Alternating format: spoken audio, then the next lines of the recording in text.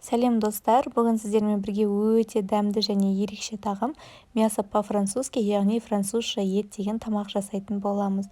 Бұл тамақтың жасау жолы өте оп-оңай және әрі тез және дәмі тіл үйіреді. Менімен бірге жасап көріңіздер, керек заттарды описаниеге қалдыратын боламын. Бұл жерде бізге керек заттар тартылған ет, картоп, жуа, помидор және осындай майонез, тұз және одан бөлек шемішкі май және сыр керек болады бізге. Мен барлығын алдын ала осылайынан турап дайындап алдым. Сіздерде солай дайындап алсаңыздар болады. Ыдысымызға майымызды жағып, картопымызды осылайынан бір слой қып қойып шығатын боламыз. Арасын қатты ашық қылмаңыздар және қабаттап салуға болмайды. Одан кейін тұзымызды салып, майонезімізді жағып шығатын боламыз. Одан кейін тартылған етімізді саламыз. Мен етке алдын ала тұз бұрышын салып, жақсылап араластырып дайындап қойдым. Одан кейін үстіне жуамызды саламыз. Жуаны кубиктеп турасаңыздар да болады, мен құсап айшық қып турасаңыздар да болады. Немесе етті тартып жатқан кезде арасына салып жіберсеңіздер де болады. Әркімге қалай ұнайды, солай жасасаңыздар болады.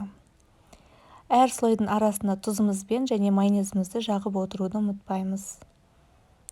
Одан кейін осылайынан сетка қып майонезімізді жағып шығамыз.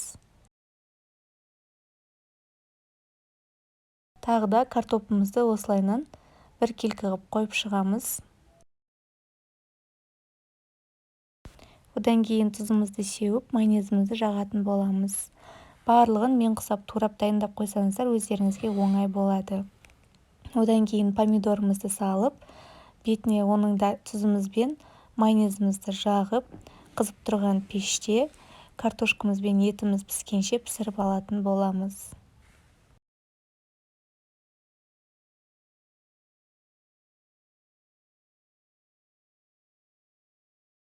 Тамағымыз пісті деген кезде алып осылайынан сырды салып, бетіне жақсылап, қайттан пешімізге 2-3 минутқа сырымыз ерігенше салып аламыз.